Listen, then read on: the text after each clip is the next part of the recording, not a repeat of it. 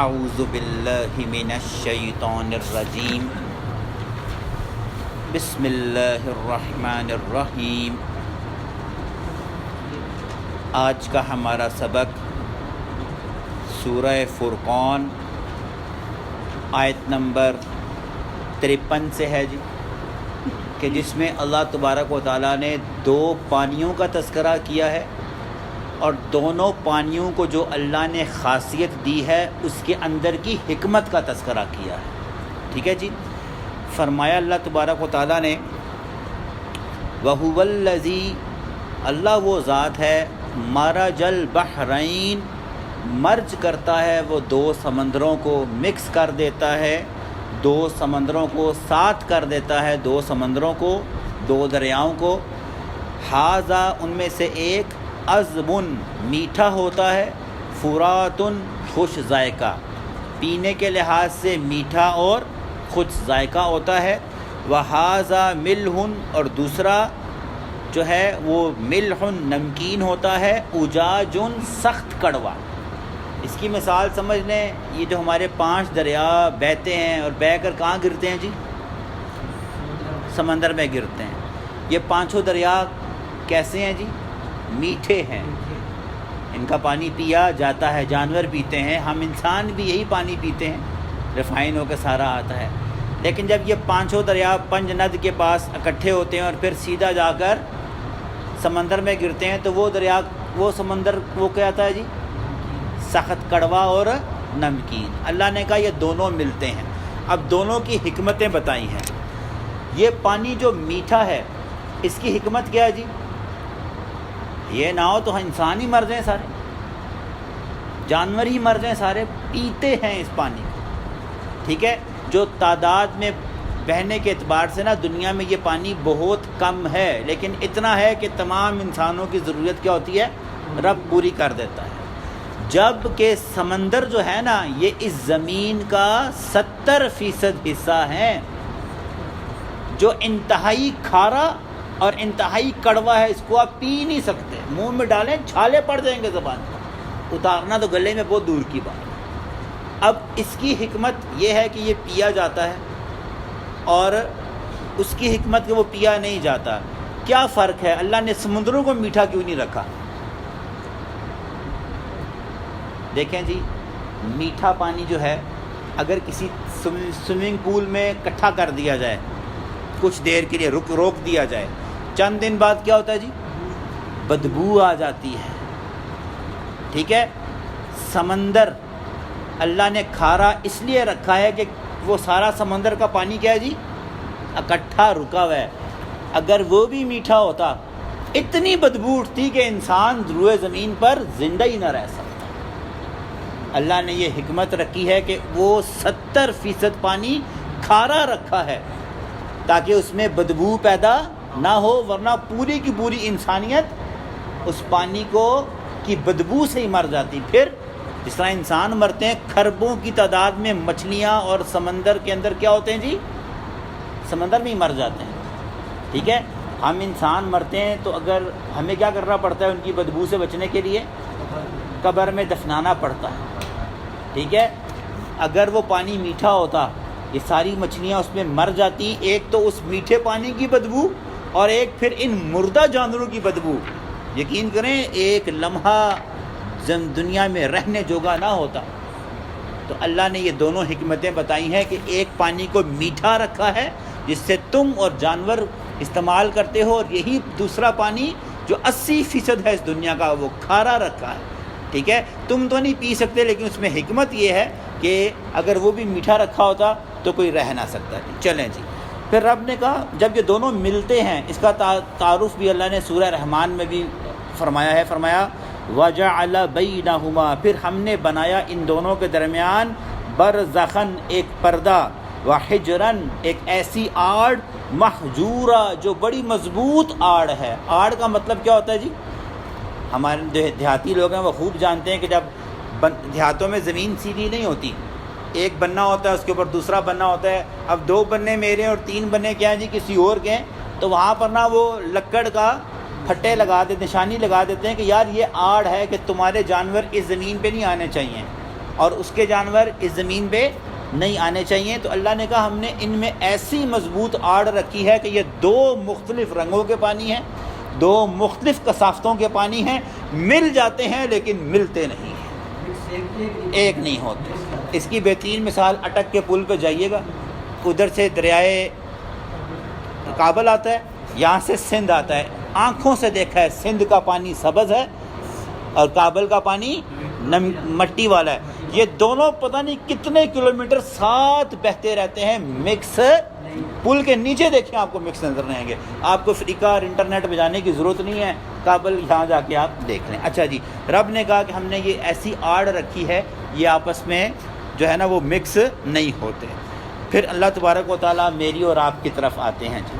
وَهُوَ الَّذِي خَلَقَ, اللہ وہ ذات ہے جس نے تخلیق کیا, من الماء بشراً, پانی سے انسان کو, فجعلہ نسبا, پھر بنایا اس کا نسب, اس کا خاندان, وسحرا, اور اس کا سسرالی خاندان. یہ دو خاندانوں کا تذکرہ اللہ نے کیوں کیا جی؟ ایک جب انسان پیدا ہوتا ہے نا تو خود بخود بہت سے رشتے بن جاتے ہیں.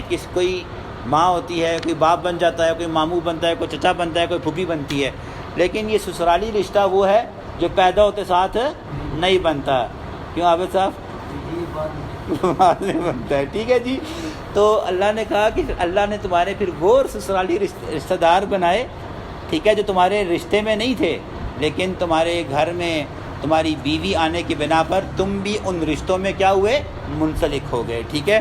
تو اللہ نے کہا, لیکن یہ سب کے بارے میں کہا کہ ہم نے ان کو پانی سے پیدا کیا. کئی جگہ اللہ نے فرمایا ہم نے انسان کو مٹی سے پیدا کیا, یہاں اللہ نے کہا میں نے پانی سے پیدا کیا. یہ کانٹرڈکشن نہیں ہے جی. ٹھیک ہے جی. اللہ نے پانی انسان کو مٹی سے پیدا کیا, ٹھیک ہے, لیکن خلق الانسان من تراب, تراب عربی میں کہتے ہیں ڈسٹ, جو سوکھی مٹی ہوتی ہے. پھر کہا خلق الانسان من تین, تین کون سی مٹی ہوتی ہے؟ گیلی, کیچڑ جسے کہتے ہیں. کیچڑ کب بنتا ہے جی؟ جب پانی مکس ہوتا ہے. پیچھے آپ پڑھ کے آئے ہو حماء مسنون, پھر اس کیچڑ زدہ مٹی کو رب نے چھوڑ دیا, جب اس میں سے بدبو آنے لگی, کالی ہو گئی, پھر اس کو سیک دیا. سیک کر کیا ہوا؟ سلسال کل فخار, جس طرح کھڑکنے والی مٹی ہوتی ہے, جس طرح مٹکا بنتا ہے یا جو یہ گھڑا بنتا ہے, گھڑے کو مارتے ہیں تو کھن کھن کی آواز آتی ہے. رب نے یہ سارے پروسیس میں بتایا کہ ٹھیکرے, کھنکھرا جو ہے نا جس کو آپ کہتے ہیں. تو یہاں رب نے کہا کہ ہم نے انسان کو پانی سے پیدا کیا. آج سائنس مانتی ہے کہ ہم بنے مٹی سے ہیں, لیکن ہمارے وجود کا 66% حصہ کس سے ہے جی؟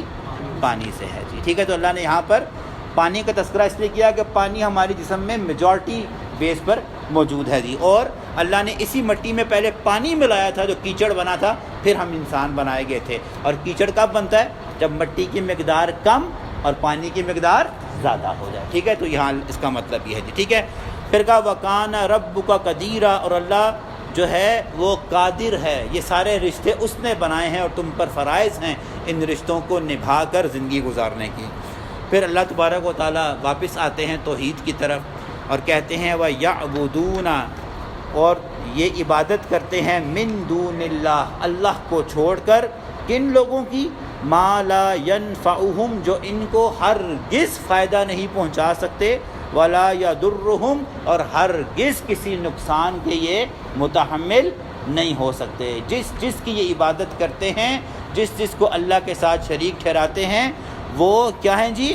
وہ نہ تو میرے کسی نفع میں ہیں نہ میرے کسی میں کی نقصان میں ہیں جی. ٹھیک ہے جی.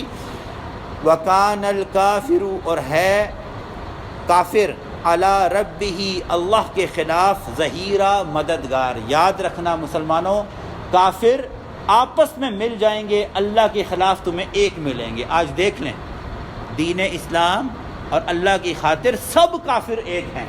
ہونا کس کو ایک چاہیے تھا؟ سب مسلمان تتر بتر ہیں, سب کافر ایک ہوئے بیٹھے ہوئے ہیں. آپ فلسطین کا ہی معاملہ دیکھیں. ٹھیک ہے. دھڑلے سے امریکہ سٹینڈ ود اسرائیل, جرمنی سٹینڈ ود اسرائیل. ٹھیک ہے. ساری دنیا کے ووٹ ایک طرف, امریکہ ویٹو کر دیتا ہے, نہیں, سب کچھ کیا ہو جاتا ہے جی؟ ختم ہو جاتا ہے. 3 کے 4 دفعہ امریکہ نے ابھی ان پچھلے 3 مہینوں میں ایک قرارداد میں 158 ووٹ تھے، حق میں، مخالفت میں صرف 9 ووٹ تھے، امریکہ نے ویٹو کر دیا، سب کچھ کیا ہو گیا جی؟ زیرو ہوگا سب کچھ، ٹھیک ہے؟ تو رب نے کہا کہ یہ کافر اللہ کے خلاف ایک ہیں، ایک دوسرے کے انتہائی مددگار ہیں۔ کسی اسرائیل کے پاس اسلحہ ختم ہوا، کھیپ کی کھیپ امریکہ سے جا رہی ہے، بارودوں کی بھرے ہوئے ان کے جہاز جا رہے ہیں، ٹھیک ہے؟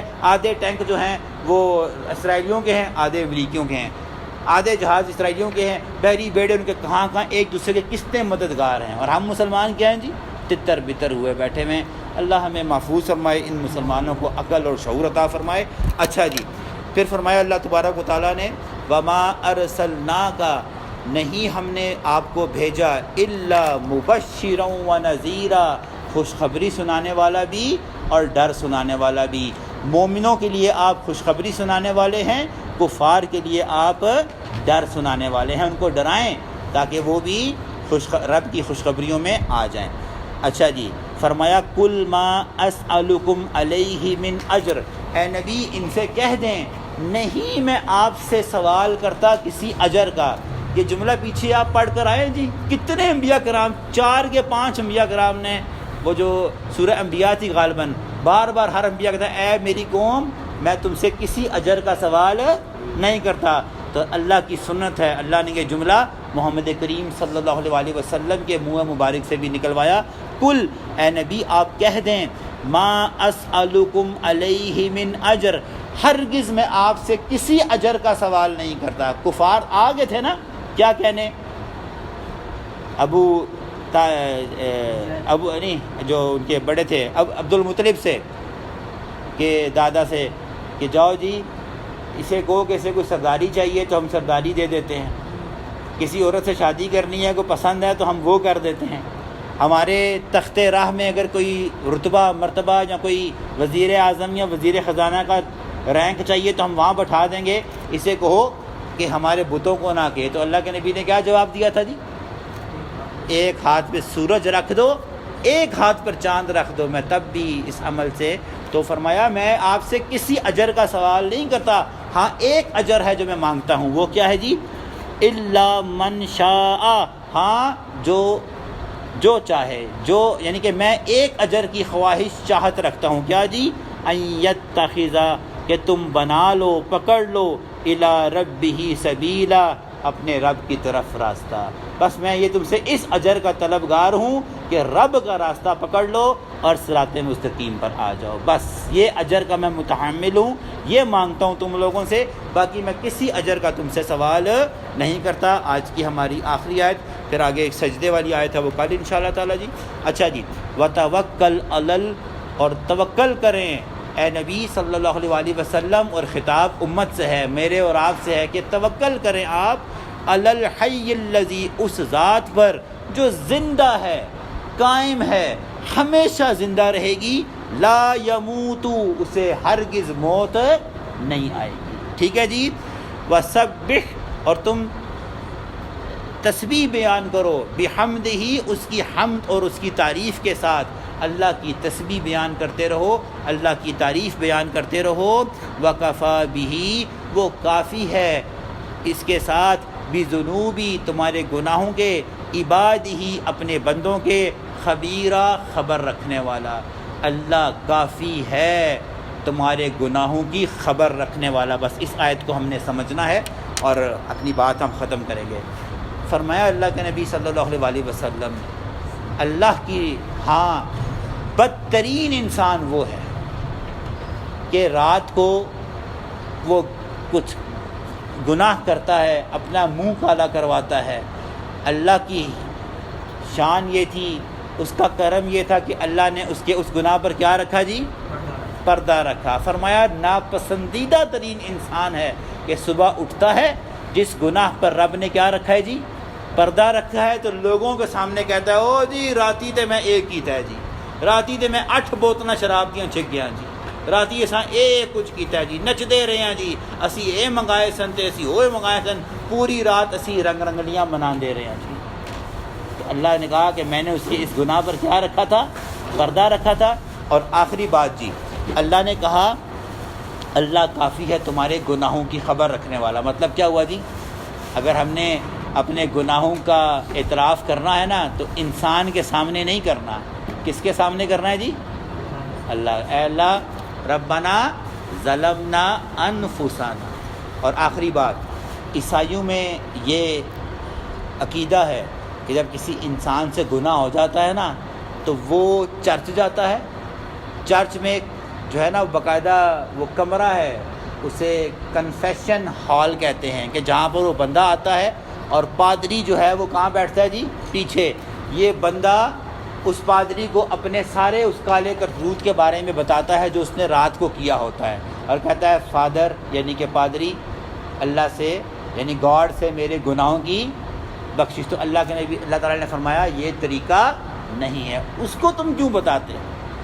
مجھ سے تو کوئی چیز چھپی نہیں. خبیرہ، میں خبر رکھتا ہوں، میرے آگے کنفیشن کرو، میرے آگے ایک آنکھ کا آنسو بہاؤ، مجھ سے کہو کہ مجھ سے رات کو غلطی ہو گئی ہے، اے اللہ معاف کر دے. تم خالی اس گناہ کو معافی کے لیے مجھ سے دعا کرو گے، میں اتنا رحیم ہوں کہ نہ صرف اس کو معاف کروں گا بلکہ نیکی میں منتقل کروں گا. ٹھیک ہے جی. اس لیے ہمارے بھی، ہم بھی جب دوستوں یاروں میں بیٹھتے ہیں نا محفل میں، ہم بھی ہاں ہاں اچھا تو یہ پٹھا کیتا ہے، تو کے پٹھا کیتا ہے، میری جوانی سن میں کہ کچھ کر کے آیا. ہم اس وقت بیٹھے ہوتے ہیں اور بھول جاتے ہیں، اور اس وقت بڑے فخر سے ہم بتا رہے ہوتے ہیں اسی تو ایک جگہ منہ کالا کرا ہے، میں تو 3 جگہ گیا تھا جی. اس طرح اللہ ہمیں معاف فرمائے. ہماری کم عقلی ہے، کم سمجھی ہے. یہ اللہ تعالیٰ کے ہاں بدترین لوگوں کی صفات ہیں. جو خطا ہو گئی اللہ کا شکر ادا کرے، اس نے پردے رکھے ہوئے، پھر اسی کے آگے سجدہ کرے. کل آپ سنیں گے طریقہ رب نے بتایا ہے کہ معافی کیسے مانگنی ہے، وہ کل کے سبق میں انشاءاللہ تعالیٰ. ہاں جی پرسوں کے سبق میں، کل اتوار ہے، کل چھٹی ہوگی. اللہ ہمیں سمجھ عطا فرما دے جی. آمین.